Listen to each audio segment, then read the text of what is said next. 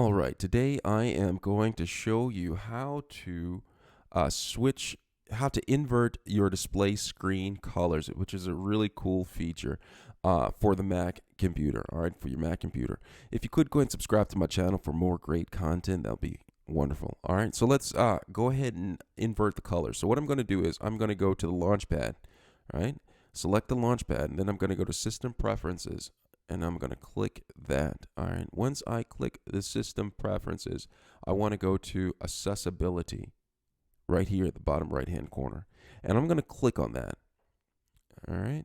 Now, once I click on that, I'm just going to scroll down until I see display. All right. I clicked on display. And once I clicked on display, there's something at the top, a checkbox right next to invert colors. Now I'm going to select that and watch what happens. It's really cool. It inverted the colors, and you can just, play with your computer that way, like with inverted colors. Really cool feature. It'd be really cool. All right, just to check it out. All right, let me know if you have any questions. Thanks a lot for watching.